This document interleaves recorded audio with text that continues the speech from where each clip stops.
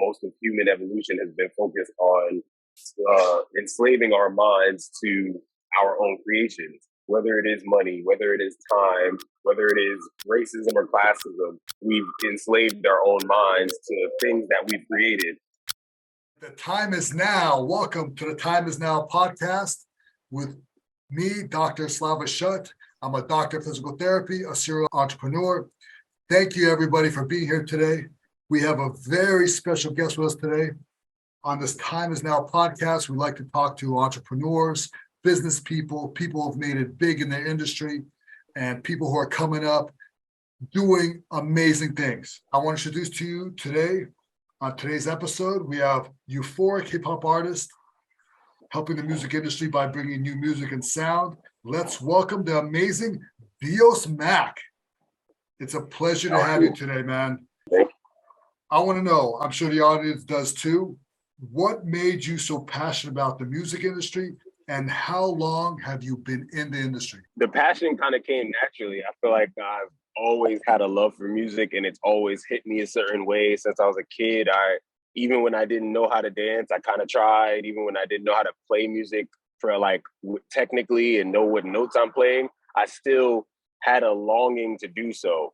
So it always was natural, but the love that I have for it now and actually making a career out of it has been the best change that I could have made, because it has allowed me to branch out into my life and become more of who I've always wanted to be. So it's always been there. It's always been something of me. And now that, there's industry for it, or there's always been an industry for it now, including that in my life, it's just been the change I've needed. People have different inspirations. People have different, role models, and people have had different mentors, people who have really inspired them the most. Who has inspired you the most, and who is your role model? I say when it comes to inspiration, I feel like the person that inspired me the most was always Michael Jackson. And it was because of his approach to music. It wasn't simply this new age, I have to make something that goes viral. It wasn't something where it was aiming for the popularity necessarily. It was more so the love of the actual music. And he would make so many beats based off of sounds he made with his mouth. He would perform with such passion that made the audience really feel his energy. And that's something that I was always inspired by, because I've always loved public speaking. I always loved being in front of people. But when I watch somebody else fully engage with the audience and fully present something that they created in their own quiet time with themselves, and be able to share it with so many other people and it affects them, that really meant so much to me. And I really loved seeing that example before I really started getting into it. And mentor wise, I've always looked up to my brother. I've always looked up to, the way he moves and how he approaches life. And I've always just been so taken back at the way that he can, have the mistakes that most people would allow to hold them back. And he elevates, he becomes more, he rises to the occasion and becomes more of a man every time. And that has always been the shining example of what a man can be. And my mom is always saying she's proud of the two men that she's created, but I really do say that I would be nothing without my brother's example. Using the king of pop as your inspiration is truly remarkable. I'm sure Michael Jackson has inspired, I would say, millions. Somebody that's taken music and has transcended time. I mean, we're talking about decades. Right now, some of these recording artists, they may not even have a song. Michael Jackson has had decades of greatest. He's got to have greatest hits of greatest hits of greatest hits. I mean, it's one after another. It's truly amazing. That's very good inspiration. I'm very proud of you for using a family member and your brother as inspiration also. Explain to the audience what a euphoric hip-hop artist is. I'd say euphoric hip-hop is always, it's a genre, first of all, that I've completely made up on my own. I believe that's what all music really is. You're supposed to be putting your own footprint on what you believe music is at the current stage.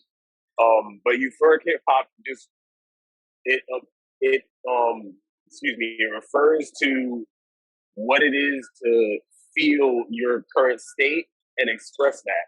So it's not about, what you have to do.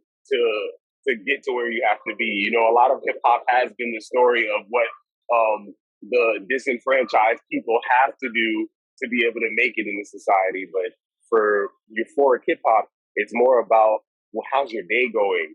How's your life going? How have you been feeling lately?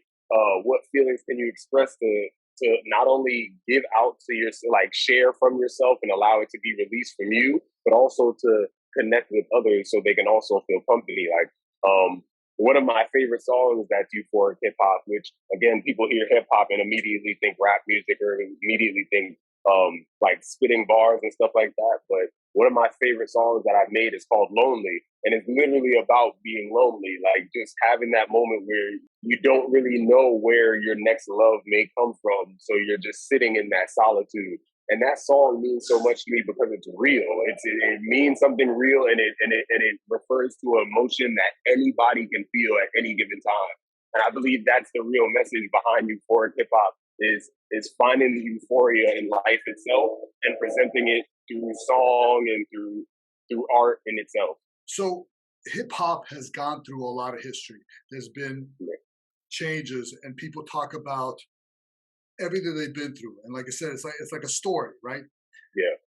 Where do you think hip hop is going right now, and where do you see hip hop in like 100 years? Wow. I'd say the current state in itself is very, very TikTok based. It's very, very clickbait based. It's very how can I garner the most attention, garner the most fans, garner the most clout, and I do believe that a lot of people are doing whatever they can to just go that route and just find whatever they can to attract the people that they believe will complete their career. I see a gift in that because, you know, it makes the hip hop scene a lot easier for more people to be successful. So I believe that's a plus, but I also believe it's a minus because it's diluting the amount of quality music that comes out and the amount of music that's made solely because of the art itself. In 100 years, I would really see hip hop just evolving beyond, like, I feel like as humans we're going to evolve past, you know, everything that's what our current desires are. You know, I would hope in 100 years that we elevate to a place where we're more human based and less monetary. You know, I feel like most of human evolution has been focused on enslaving our minds to our own creations, whether it is money, whether it is time, whether it is racism or classism. We've enslaved our own minds to things that we've created.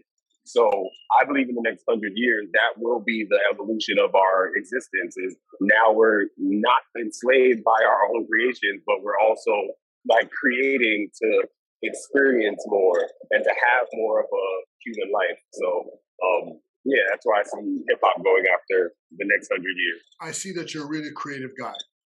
Let me present a scenario to you. What if you were the biggest hip hop agent or record company? Yeah. What would you do, and who would you recruit as the next hip hop stars? Are you looking for like actual examples, or are you looking for like a prototypical person? Both. What talent is out there that people may not know of, and what your prototypical, if you were to put the pieces together of this unbelievable next hip hop star, what would it be? I feel like the one aspect about this current state and how things are elevating when it comes to what I feel the consciousness is and what it is to be in hip hop, which is, you know, actually being in the know and in the now. But that's all hip hop really is being hip to what is going on, right? So I feel like one thing that I've noticed about the current state of hip hop is it's a battle between consciousness, between people starting to grow their consciousness and become more aware of themselves. And I believe the perfect evolutionary or revolutionary, hip hop artist would be someone of my caliber, someone that moves the way that I do, with every word, every interview, every song having so much thought put behind it for the listener that we start to elevate the vibration in itself. I think it's more about realizing that music is not just about like playing really good beats and listening to someone say random things. These words start to go into our subconscious. I I don't even see myself as, you know, the next great hip hop artist, although I am a euphoric hip hop artist. I see myself as the next great artist, you know, and I think that's the bigger picture that I wish more artists would see is how much control, how much effect we have on the people that are listening to these songs, and what power we have in our hands when it comes to, you know, being on someone's morning playlist or being on someone's, you know, workout playlist. Like, that's a very strong place to be, and you have the power to change people's lives for the better. So I would hope more artists, you know, as cliche as it may sound, I just hope more artists go along that route of, you know, what I'm doing and finding their way as as an influencer, you know, like not just a social media influencer, but an influencer of culture and influencer of energy and of vibration. Do you see yourself crossing over different genres? Because you sound like you want to be really eclectic, right? And you could do so many things, and you're not dependent upon a hook or just a beat. So you have a message. But would you cross different genres of music to work with people of different genres? I am grateful for where I'm from. I'm from New York. You know, I'm from the birthplace of hip hop. Like, I love that. And like, my mother's in the Bronx, so I'm grateful for where I'm from and like how I've been raised. But because I have such a great appreciation for it, I know that I don't have to just be that.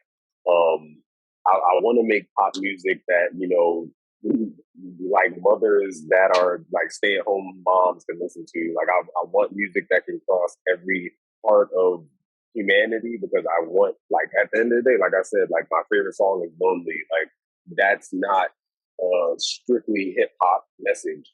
That's that's a message for humans, you know. In your business and trying to, you know, create something great, have you failed at anything? And if you did, how did you overcome it? I will say, in my endeavors, I feel like there's two things that I've, you know, not drastically failed at, but failed at in a way where I would wish I had settled in a different place. One of which is purely just relationships, like love relationships between people. I feel like I've tried so many times to find that one, and failed every time. I failed every time. It happens. I really have to stay focused and stay in tune. And when they are accomplished, maybe I'll be in a better place to be able to love someone the right way. And then the second thing is, honestly, I feel like I've sometimes failed myself when it comes to just believing in myself more. Music is a career that this is 5 years in. I haven't done it all my life. You know, I was a successful model, and I still model and do that often. I'm a successful actor as well, and then basketball player. So all of these like fields were something that I really, really had a passion for, especially basketball. And I mean, at the end of the day, every kid in New York that is a basketball player that does well at it has a dream of playing for the Knicks. And I'm not a Knicks player. I'm just riding the bus right now. So like that feels like a failure in itself. Sometimes with like my heart, sometimes it's so heavy because of the fact that I know I want so much more for myself, and I know how much I'm capable of. But I do believe that out of all things, no matter how any of these endeavors have turned out, the most important thing that I've learned is I have to believe in myself. Like, failure is when you quit and when you don't believe you can do it anymore. So I really believe, like, more than any other failure, the most powerful failure I've ever had is doubt. And people want to hear that. People want to hear that you actually struggled. People want to hear that, you know, the regular person listening to you, they're like, you know, I love this guy because he's human. He's went through the same struggles I did. He's me. But look, he overcame. And look at the things that he's doing. And look at the amazing things. He had self-doubt. He had this, he had that. But look, now he's coming through. He's shaking it. He's fighting. He's doing everything he can to make it. So as an entrepreneur that does all these unbelievable talented things, What's your end goal, man? That's a question I seem to ask myself often. Well, tell me, think big. I want to hear your dreams. I want to hear you manifest right now where you're going to be in 20 years. One thing that I know is in my future, and I'm grateful for, is the fact that my music is going to be successful. There's no doubt about it now, because I really do see the quality that I was seeking when I was younger, when I first started, and I looked at which was it's like looking at a mountain when you're like at the beach, right? But I'm looking at Michael Jackson's discography. I'm looking at Quincy Jones' discography, right? And I wouldn't compare Kanye West. Like, I wouldn't compare myself to any other artist that doesn't have timeless work, And that's what I really sought out, was to have timeless work, like music that, like, in 100 years, I know for a fact someone's going to be lonely. Like, Yeah. that's just going to be, you know what I mean? So I feel like that's the one thing that I see in the next 20 years, is my music surpassing all the streaming numbers and figures that I want to hit, like 1 million streams on songs. I know that's going to happen, but the real big picture is to have an effect on the society around me and be able to talk to a bigger amount of people, a bigger group of people, so I can really have the effect that I wish to have on whoever is my fan base. And that is letting them know that they're not alone, letting them know that it's okay to feel good as much as you want to feel good. And when you do feel bad, it's okay to feel bad. Like, it's okay to feel whatever you feel and be whoever you want to be. And I think that's my biggest message out of everything else, is being yourself doesn't have to be one thing. Being yourself doesn't have to be, I have to be this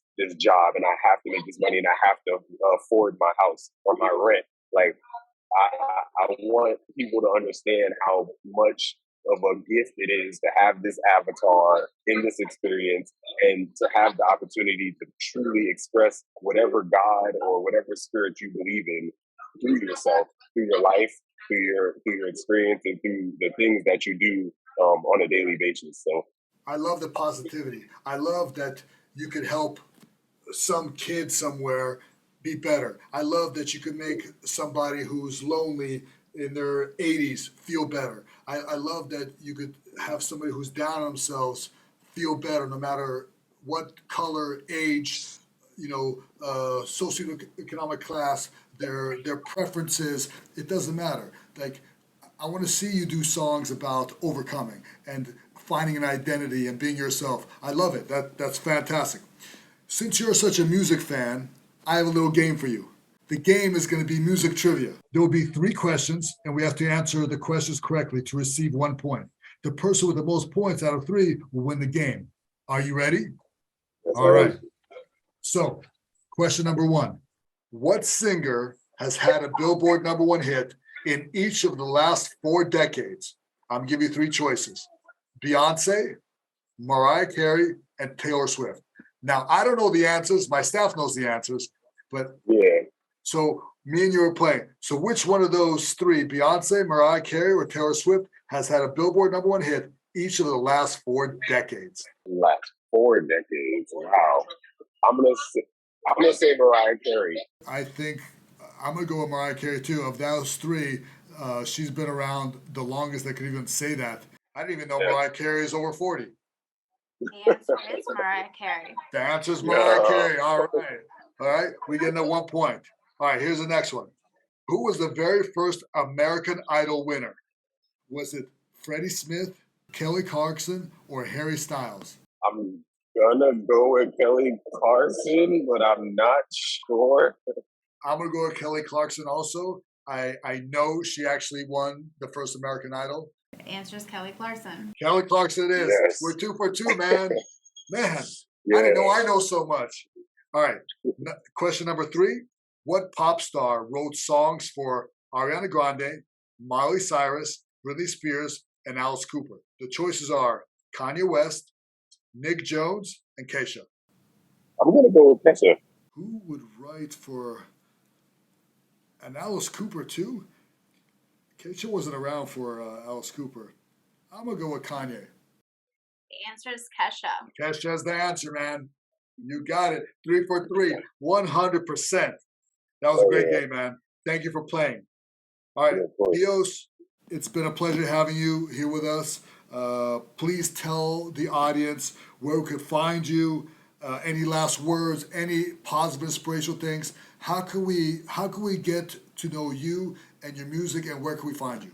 Right now, I'm rebuilding my Instagram, and I'm setting to release a bunch of reels that are going to be highly curated and very, very close to my heart, very time consuming, that I've really taken my time to create these pieces. So you can find me at DIOS MAC at Instagram, and same @name on TikTok, and I believe YouTube as well. And my website is diosmac.com. I'm just an artist. Like I stress that more than anything else. I do make music, but I also write. I'm an author. I draw. I paint. So I love to create whatever will be easily connected to. Follow the journey. I would love to just have more people along with it. And as a final message, just remember to just be yourself, whatever that means. Whatever you need to learn that means, just be yourself.